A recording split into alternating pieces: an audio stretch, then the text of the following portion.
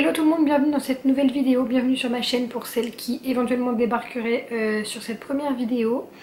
Donc aujourd'hui on va parler de mon hospitalisation. En fait c'est mon deuxième trimestre de grossesse, mais c'est surtout pour vous raconter un peu mon hospitalisation. Ne faites pas attention à ma coupe, à ma tête, à tout ce que vous voulez bien. Il est minuit 30 et au lieu d'aller me coucher, je me suis dit tiens, tourne cette vidéo puisque ça fait déjà 2 fois que je la tourne. Et à chaque fois ça me plaît pas, donc du coup je dois la refaire. Voilà, tout simplement. Donc c'est l'heure, c'est le moment, je vais la refaire. Je sais pas si c'est l'heure, mais c'est le moment, je la fais. Voilà, ça va être un peu brouillon, j'ai absolument pas construit cette vidéo. Alors pour vous expliquer un petit peu, tout le mois de mars, tout le mois de mars, à 3 reprises au mois de mars, j'ai eu des pertes de liquide qui étaient comme de l'eau en fait, voilà.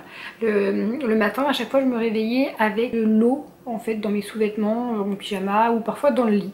Bien évidemment, j'ai consulté, c'était la gynécologue obstétricienne.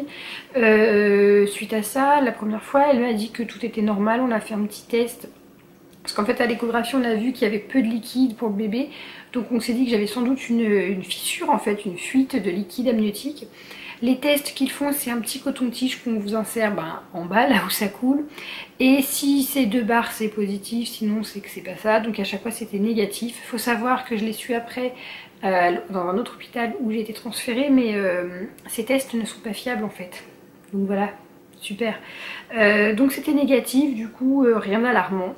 On s'est ensuite rendu compte que ma puce avait un retard de croissance sévère. Un petit peu la situation, donc 3 fois je me rends aux urgences parce que je perds du liquide, il fallait contrôler que ce soit pas du liquide amniotique, ça n'en était pas. On m'a un petit peu quand même fait comprendre que je faisais du cinéma et que c'était pas la peine non plus de dramatiser, que c'était rien du tout, c'était des pertes normales de la grossesse. J'ai déjà eu une première grossesse, bon chaque grossesse est différente mais j'ai jamais eu ça. Et du coup c'est jusqu'au 10 avril, le jour où tout a basculé. Je me réveille le matin une nouvelle fois parce que je me sens que je suis toute mouillée. Cette fois beaucoup plus que d'habitude, et en fait comme maintenant je savais que des fois la nuit surtout, même la journée, je perdais ce liquide bizarre, je mettais une petite protection en fait dans mes sous-vêtements. Et ce matin là la protection n'avait pas suffi tellement c'est perdu comme liquide. Mon lit était légèrement mouillé aussi, donc tout de suite je vais aux toilettes et je m'aperçois que c'est légèrement rosé, c'est pas transparent comme d'habitude, c'est légèrement rosé parce qu'en fait il y a des gouttes qui tombent par terre et je vois par terre que c'est rosé, donc souvent c'est indicateur qu'il y a du sang. Du coup ni une ni deux on retourne aux urgences, surtout parce que moi j'ai un groupe sanguin qui est négatif et le papa a un groupe sanguin qui est positif, et on avait vérifié par prise de sang que ma fille avait un groupe sanguin positif également. Alors quand bébé est positif et maman négative, il y a une incompatibilité au niveau du sang ou je ne sais quoi, et s'il y a le moindre saignement en bas pour maman, et on doit tout de suite avoir une injection de Rofeelac pour que notre corps ne fasse pas des anticorps qui vont rejeter le bébé. Voilà, c'est très grossièrement résumé, mais en gros c'est l'idée.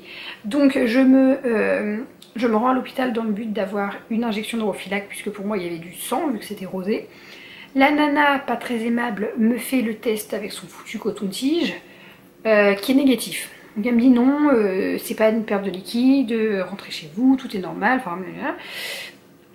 enfin comme d'habitude, mais je lui dis que c'était rosé. Et en fait ce qu'ils font, c'est qu'au moment où vous y allez, ils examinent, ils regardent ce que vous perdez, sauf que moi à chaque fois quand j'y allais j'avais plus de perte de liquide, plus rien, c'était sur le moment. Et je me change mes sous-vêtements, enfin je veux dire je vais pas y aller avec ma culotte trempée, donc voilà. Elle a rien vu, elle a dû penser que je mentais, elle me renvoie chez moi. Et le temps de récupérer mon loulou qu'on avait fait garder, de rentrer chez moi parce que j'ai quand même 45 km jusqu'à l'hôpital, donc voilà. En rentrant chez moi et en me posant, d'un coup je me mets à sentir que ça coule énormément, donc je vais aux toilettes. Et là c'était du sang. Panique à bord bien évidemment, je me dis que je vais perdre mon bébé. Je retourne aux urgences pour cette fois-ci avoir ma foutue piqûre de Rofeelac. Je retourne sur la même nana qui a l'air un peu hébétée de me voir revenir. Elle me demande ce qui se passe et là je lui dis maintenant je perds beaucoup de sang. Bon, donc elle me prend en priorité, et au moment où je me déshabille elle a bien vu que je ne mentais pas. J'avais du sang un peu partout, donc elle essaye de m'examiner, on vérifie le col, on fait un monito, pas de contraction, pas de travail. Le col est fermé, long, nickel, enfin voilà, rien à signaler. Bébé, son cœur va très bien. Donc on m'envoie en échographie. Je pense que tout ça aurait pu être fait le matin quand même, mais bon, c'est pas très grave, passons. Donc on part en échographie avec une autre nana, non, je pars en échographie toute seule avec une autre nana tout aussi aimable, qui ne prend pas de gants d'ailleurs, hein, pour annoncer les choses.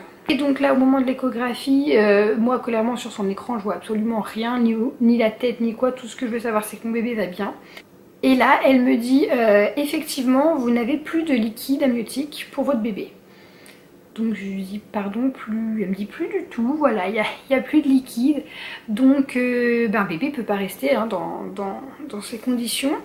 Je me suis demandé ce qu'elle entendait par bébé ne peut pas rester, hein, bien évidemment. J'étais à 26 semaines d'aménorrhée plus 1, donc c'est-à-dire 5 mois et demi de grossesse. Là elle me sort, vous allez être transféré au CHU pour un accouchement. Dans les 3 heures qui suivent, il faut qu'on sorte votre bébé et qu'on essaie de le sauver. Donc je vous laisse imaginer bien évidemment que je me suis un petit peu beaucoup effondrée. Je vais essayer de faire cette vidéo sans pleurer. Elle me dit, donc je lui dis que c'est pas possible d'accoucher maintenant puisque je ne suis qu'à 5 mois et demi de grossesse. Elle me dit non mais à partir de 26 semaines il y a une chance quand même de sauver le bébé.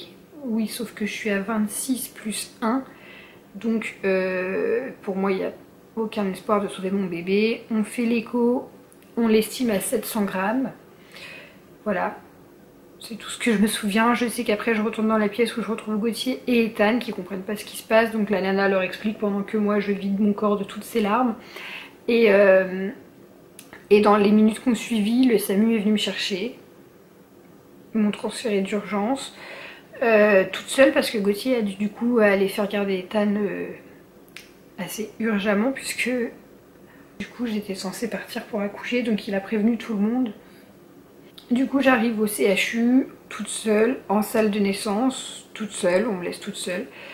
Vous savez en fait vous êtes sur la table où vous allez accoucher et à côté il y a la table de naissance avec tout le matériel, des petites couches rikiki comme ça. Je sais pas si c'est des salles de naissance adaptées pour les naissances prématurées ou si au CHU ils sont toutes leurs salles qui sont adaptées et aux bébés normaux, enfin bébés à terme. Mais voilà, donc du coup le temps m'a paru extrêmement long avant que Gauthier revienne. Et un médecin est revenu, on a refait des échos, contrôle du col, monito, tout ce que vous voulez bien. Et quand on leur a demandé dans combien de temps en fait allait naître bébé, on nous a tout de suite rassurés en nous disant qu'il n'était absolument pas question de la faire naître maintenant, que pour l'instant elle allait très bien. Elle supportait le fait qu'il n'y ait plus de liquide, elle en recréait elle-même en fait en urinant, sauf que ça s'écoulait automatiquement. La poche était totalement rompue. On n'a jamais eu confirmation que la poche avait rompu, mais c'est la seule explication logique. Et du coup, bien évidemment, je reste hospitalisée, surveillance 24 heures sur 24 de moi et de la puce. Et le but désormais, c'était de gagner un maximum de jours, de semaines, dans l'idéal, pour que bébé ait plus de chances de survivre. Je voulais pas préciser, mais avant de me transférer, on m'a fait une injection de corticoïdes. Le but, c'est de développer et de maturer plus rapidement les poumons du bébé. Et une deuxième injection est faite, si je dis pas de bêtises, c'est 48 heures, 24 ou 48 heures plus tard. Je crois que c'est 48 parce qu'on m'avait dit que pour avoir un maximum de chance, il fallait que bébé tienne 48 heures pour avoir sa deuxième injection. Donc ça a super bien fonctionné. Par contre, je vous en parlerai plus tard dans une autre vidéo sur son premier mois, etc. Mais ça a super bien fonctionné, elle a su respirer toute seule. Donc a commencé mon hospitalisation. Ça a duré 2 semaines, les 2 semaines les plus longues de ma vie je pense. Partagées entre des jours où j'avais espoir, je me disais, je voyais des témoignages aussi de mamans, etc. sur les forums, sur des applications comme Wimom, tout ce que vous voulez. J'avais besoin d'avoir des témoignages pour voir un peu s'il y avait des chances qu'elles s'en sortent. Et des mamans avaient réussi sans liquide à tenir leur grossesse des semaines et des semaines, donc j'avais beaucoup d'espoir. Et il y a des jours où il y avait pas des rechutes, mais en fait où le bébé supportait très mal, les monitos étaient mauvais. Et à 2 reprises on m'a envoyé en salle de naissance pour une césarienne d'urgence. Alors avant d'ouvrir et de sortir bébé dans la panique, on fait un monito sur plusieurs longues heures, c'est très long. Et finalement elle s'est toujours restabilisée après, donc j'ai de faux espoirs, mais voilà, comment vous dire, c'est l'ascenseur émotionnel, mais puissance 1000 quoi. Et donc voilà, j'ai passé mes 2 semaines comme ça, alitée quasiment tout le temps pour essayer de préserver au maximum la grossesse. Le plus dur, ça a été d'être séparée d'Ethan en fait, du jour au lendemain. On va essayer de s'en sortir, mon dieu la tronche que j'ai dans cette vidéo. Je pense que j'ai résumé mon séjour, mon 2e trimestre un peu en gros quoi. Si vous avez des questions n'hésitez pas, mais j'ai rien de plus à vous dire. Faut savoir que pendant les 2 semaines d'hospitalisation, en fait à partir du 10 avril jusqu'au jour où j'ai accouché, j'ai jamais cessé de saigner, de perdre du liquide en fait mélangé avec du sang. Donc ça a été assez fatigant aussi. Surtout qu'après l'accouchement de nouveau on saigne pendant des semaines, donc comment vous dire, c'était génial. Le 6 avril, le matin déjà je me suis réveillée avec pas mal de douleurs, une mauvaise nuit, bébé avait pas mal bougé malgré qu'elle n'avait pas de liquide, elle a réussi à bouger. Et j'ai senti le matin des coups très violents dans le col, en bas, et j'ai eu la sensation à un moment clairement que son pied allait sortir. De là où bébé doit sortir, hein. J'ai eu cette sensation, je l'ai dit à la sage-femme, mais elle n'a pas jugé bon de vérifier mon col. Bon, la journée se passe, j'ai reçu des visites. Ce jour-là, j'avais ma petite mamie et Gauthier qui est venu dans la fin de journée. Et ils ont bien vu que j'étais vraiment pas bien. Je prenais à fond sur moi, je soufflais. Et Gauthier, avant de partir, a préféré quand même prévenir la sage-femme que j'étais dans le même état que le jour où j'ai accouché d'Ethan et que je refusais d'aller à la maternité. Donc voilà. Et on m'a fait du coup un petit monito de contrôle un peu plus tôt que l'heure où j'aurais dû l'avoir. Et là, on a vu que j'avais des contractions régulières toutes les 10 minutes. Donc la sage-femme a voulu vérifier si les contractions étaient des contractions de travail, c'est-à-dire si elles jouaient sur le col en fait. Donc elle vérifie mon col. C'était une étudiante. Et on voit sa tête un peu choquée, me dit j'ai quelque chose dans le col, soit une main soit un pied. Donc je vais chercher la sage-femme référente du coup pour contrôler et s'assurer que c'est bien ça. Je vous explique quand même à ce moment là mon degré de panique, puisque je me suis dit ça y est quoi, c'est le moment, qu'il y a un pied ou une main, le bébé sort, donc c'est le moment. La sage-femme vient, c'était effectivement donc son petit pied qui était engagé dans le col. On m'enfile ma jolie petite blouse et on me monte illico presto. Ça se dit ça? On monte en grande vitesse à l'étage pour accoucher en salle de naissance. Donc là je vous explique pas, ça va très vite. Tout le monde me pose des perfusions de partout. Les perfusions je vous en parlerai pas, mais ça a été un véritable cauchemar. Sur les 15 jours, 2 semaines d'hospitalisation, j'en ai reçu sur toutes mes veines. J'ai encore aujourd'hui, je pense pas que vous verrez, mais j'ai encore des cicatrices de perfusion. J'ai même été perfusée dans le bras, donc vous pouvez plus du tout plier le bras. Enfin, un cauchemar, franchement j'en pouvais plus à la fin. Donc on me perfuse, on me repose du sulfate de magnésium qui est un produit très violent parce qu'on vous l'injecte une grosse quantité en une demi-heure, ce qui fait que ça brûle, ça donne des sensations de... Enfin ça donne envie de vomir. Mon corps me brûlait de la tête aux pieds, franchement j'étais au plus mal. Mon col était dilaté à 3. On me propose de me poser la péridurale, sauf que pas de chance pour moi.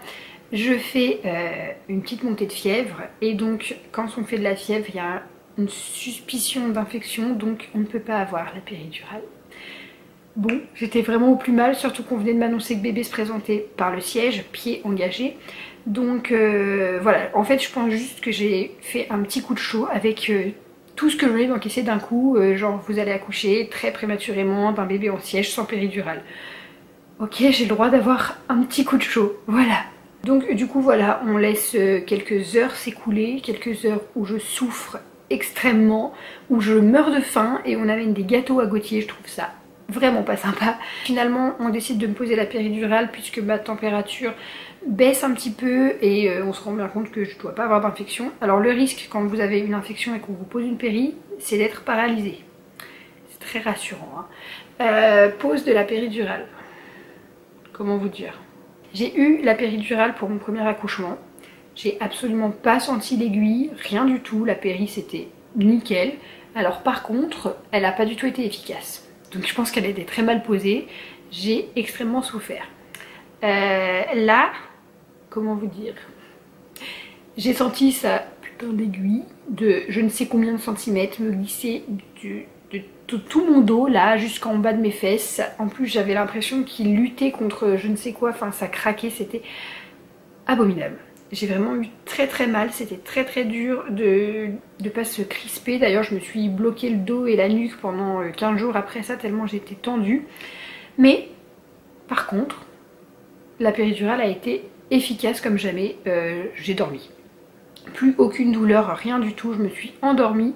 Alors j'ai pas pu dormir très longtemps, j'ai dû dormir une petite demi-heure, 3/4 d'heure. Gauthier dormait aussi, même son péri. Et d'un coup on a vu 5 médecins débarquer dans la pièce, qui m'ont réveillée et m'ont dit on part en césarienne tout de suite maintenant. Donc j'ai pas vraiment eu le temps de réaliser ce qui se passait. Elle m'a juste dit on part en césarienne, donc on se dépêche parce que votre bébé supporte très mal les contractions et on va la perdre. Voilà, tout ça encaissé d'un coup, comme ça, toute seule.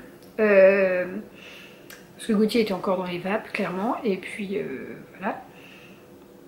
Donc je dois boire un produit. Il m'injecte 2 doses de je sais pas quoi dans ma péri. Enfin, parce que vous avez l'aiguille en fait. Enfin, l'aiguille. Vous avez le fil, bref, le truc. Il injecte le produit dans sa perfusion, c'est ça.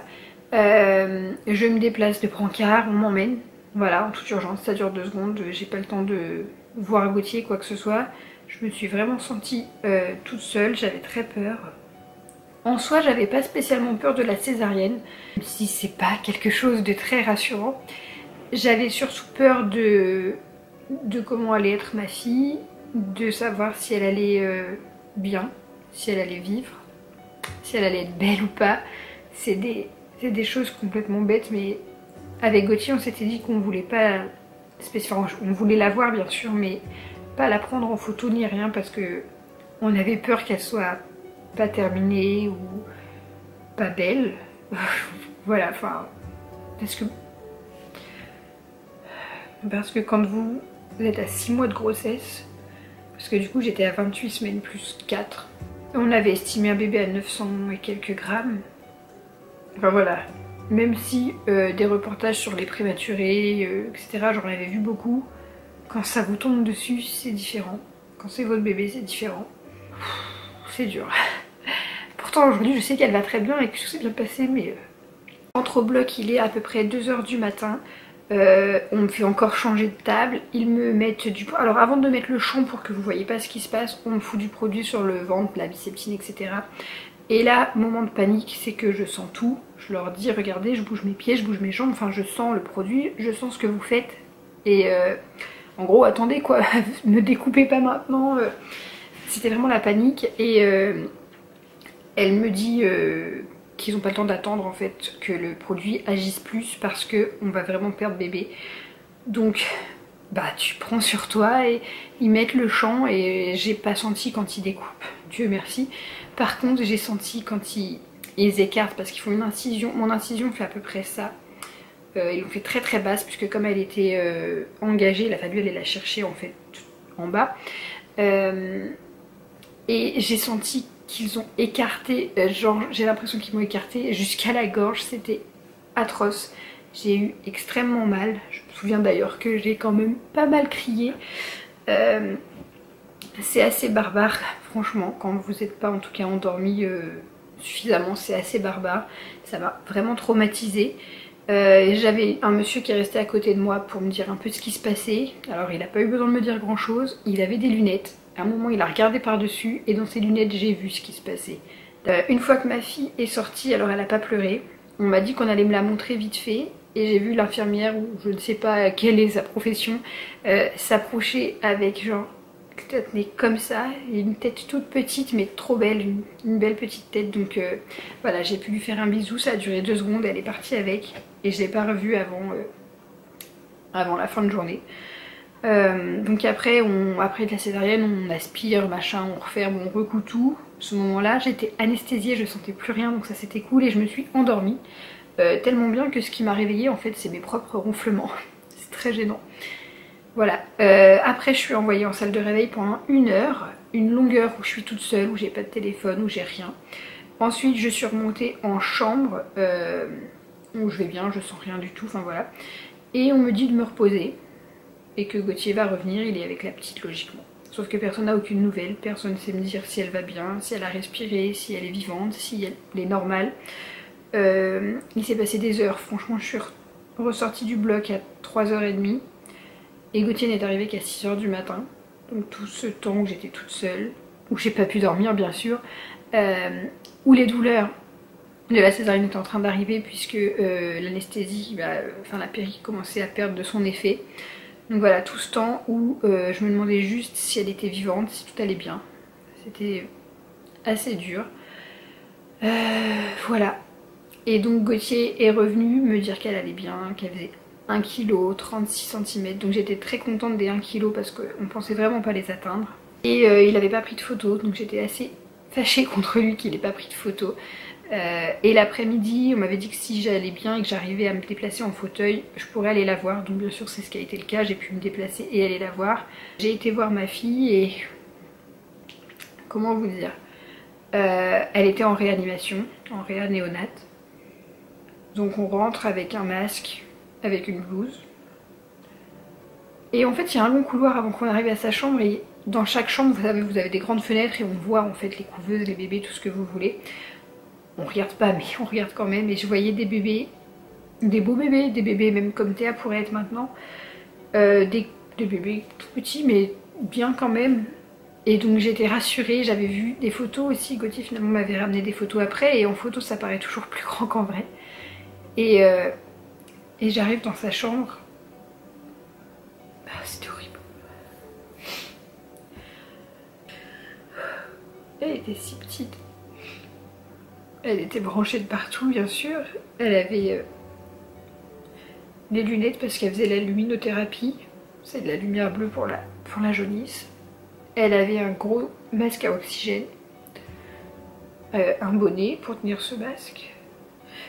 Des électrodes partout sur le torse. Un cathéter dans le nombril, une perfusion. Enfin, plein de fils de partout. Elle était minuscule. Je vous mettrai pas de photos, mais voilà, c'était assez horrible. De toute façon, la première fois que je l'ai vue, j'ai pensé qu'elle allait juste mourir. Parce que c'était pas possible d'être aussi petite. Et j'ai pu la toucher, vous savez, à travers des petites portes dans la couveuse, voilà. Voilà. Et le lendemain, j'ai pu la prendre. C'était beau et horrible à la fois. Parce que c'est pas du tout ce qu'on s'imagine du premier câlin avec son bébé. Voilà, donc je pense que je vais m'arrêter là parce que sinon je vais jamais me remettre. J'ai mis du temps avant de faire cette vidéo parce que déjà je voulais absolument que Théa soit sortie de néonate et qu'elle aille bien. Et puis c'est pas facile, j'ai essayé de la tourner déjà 2 fois mais c'est pas facile. J'avais pas du tout envie de vous mettre une vidéo où je vais pleurer ou quoi, mais en fait si, parce que c'est pas facile même si j'ai essayé de montrer que j'allais bien. Ben c'était pas le cas. Je sais même pas si je vais publier la vidéo en vrai parce que je déteste vous montrer comme ça. J'ai pas du tout envie de faire des vidéos où je vais vous faire pleurer, où vous allez me voir triste. Le but c'est pas ça sur la chaîne, mais c'est aussi ce que j'ai vécu, c'est aussi la réalité. Faut pas croire que tout est beau, tout est rose. Même si on essaye de vous le faire croire, des fois. Et je déteste faire ça parce que je sais aussi qu'il y a des personnes pas très sympas qui regardent mes vidéos. Des filles qui m'aiment pas, je les connais. Des filles qui ne m'aiment plus parce que pendant un temps nous étions amis. Et ça va leur faire tellement plaisir de me voir mal comme ça. Donc voilà. Aujourd'hui ça va beaucoup mieux, ma fille va très bien. Tout va mieux, mais rien que d'y repenser, en fait, c'est des moments tellement douloureux qu'on n'est pas prêt à vivre que c'est pas facile. Et j'ai encore la vidéo du premier mois de Théa à vous faire, et ça va pas être facile non plus parce que son premier mois de vie n'a pas été simple, vous l'imaginez bien. Et voilà. Donc je suis vraiment désolée pour cette vidéo. J'espère que je vais la publier cette fois parce que franchement c'est trop dur à chaque fois de la tourner. Franchement, c'est trop dur. On se retrouve très vite dans une vidéo un petit peu plus joyeuse.